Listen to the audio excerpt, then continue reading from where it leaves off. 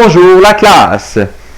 Le sujet de l'étude d'aujourd'hui, les fondements de l'électricité. L'électricité est une énergie qui est utilisée dans divers domaines.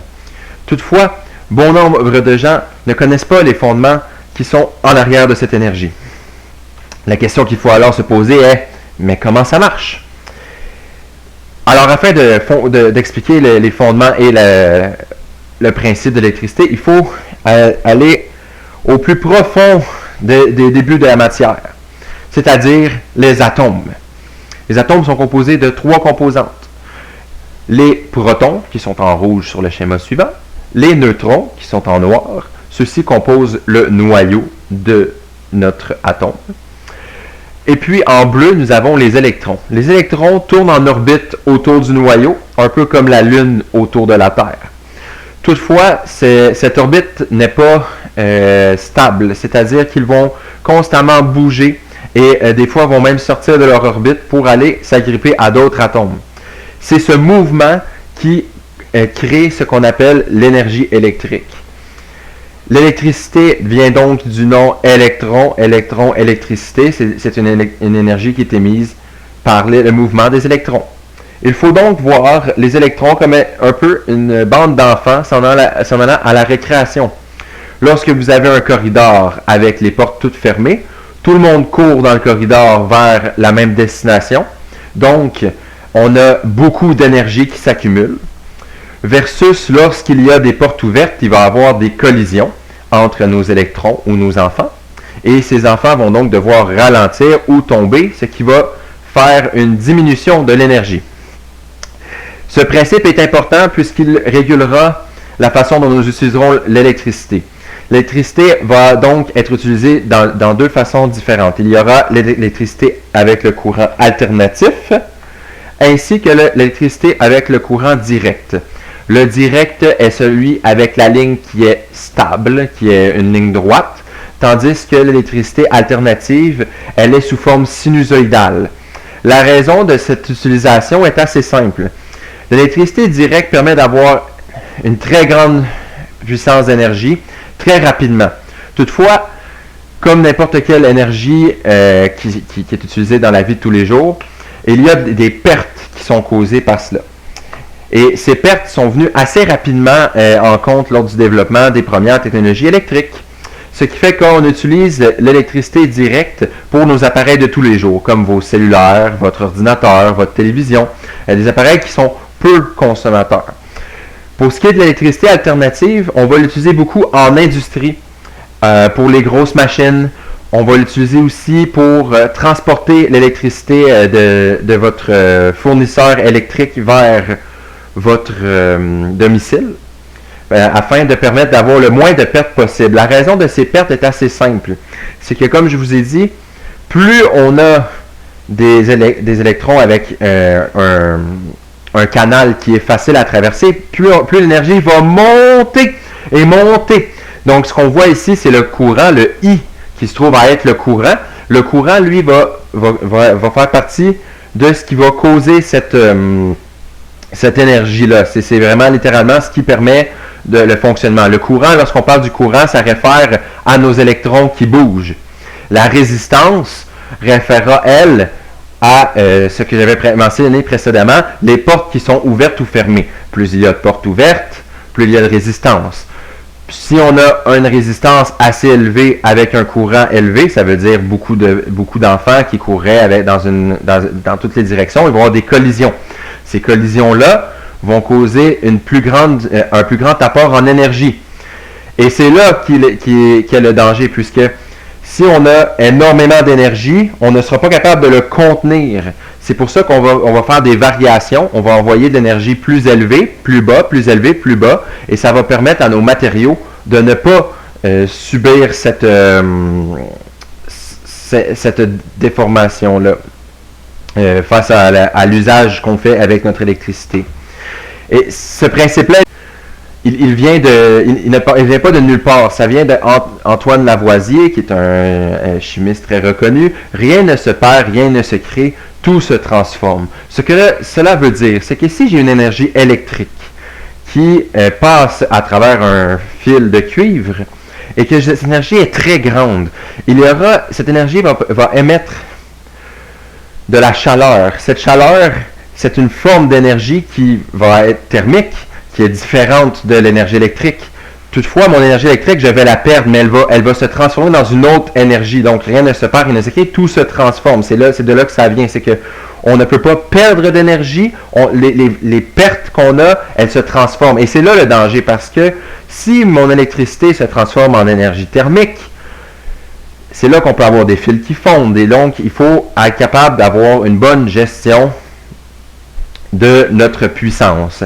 Et c'est là que viennent les lois électriques pour nous permettre de faire fonctionner notre électricité sans avoir de problème de fonctionnement, d'être capable de faire la gestion de notre électricité et être capable de savoir quelle puissance d'électricité nous avons et comment être certain d'avoir un matériel physique fonctionnel afin de réussir à faire les applications que nous souhaitions faire avec l'électricité. Donc, je vous présente la boussole électrique. La boussole électrique comporte tous les calculs possibles afin de trouver les valeurs des différentes composantes électriques. Je vous ai présenté précédemment la résistance qui, elle, ralentit votre courant.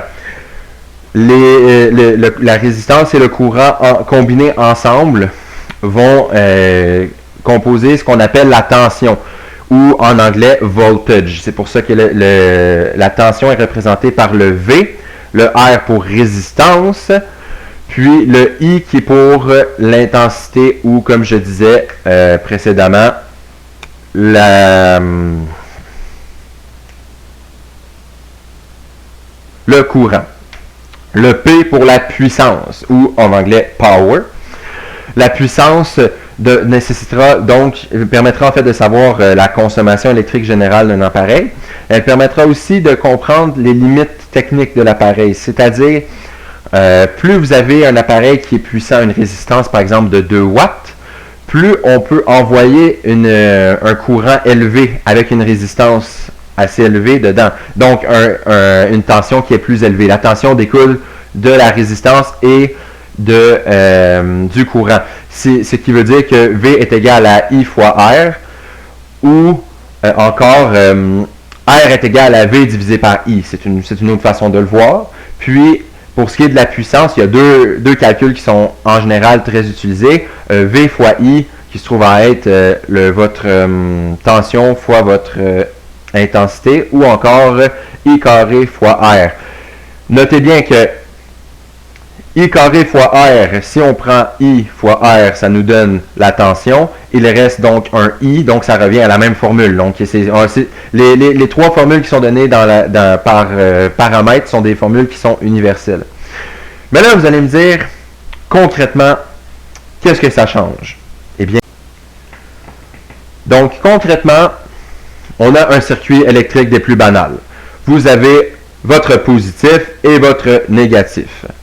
Le positif et le négatif vont toujours aller un vers l'autre. Toutefois, s'il n'y avait pas de résistance entre les deux, une résistance qui serait nulle, il y aurait une énergie infinie. Donc, puisque la résistance régule nos ampères, les ampères étant l'unité qui est donnée au courant.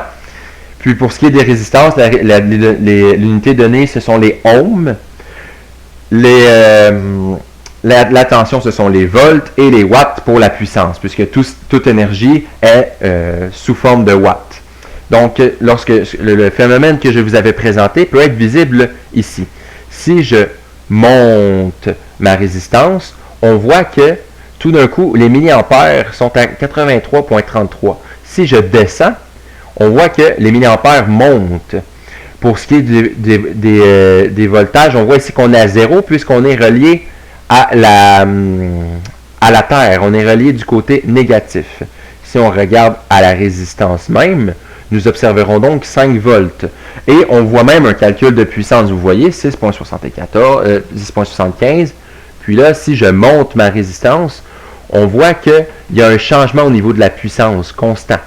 Plus la résistance est élevée, plus on va diminuer notre puissance on parle, si on conserve le même, pour une même valeur de tension, si la résistance augmente, nécessairement, ça va nous permettre de baisser notre puissance.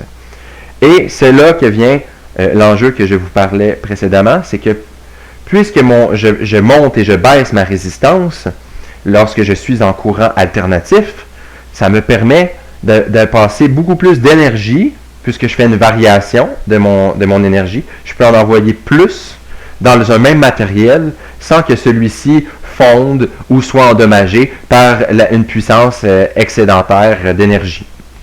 Donc, c'était tout pour les principes de base de l'électricité. D'autres vidéos viendront pour aller plus en détail dans chacun des sujets. Qu'est-ce qu'une résistance? L'impact d'une mise à la terre, comment fonctionne l'électricité alternative vraiment de façon plus concentrée. C'est sûr que l'électricité alternative, on l'utilise beaucoup moins que l'électricité qui va avec un courant direct, mais elle a quand même son importance dans la vie de tous les jours.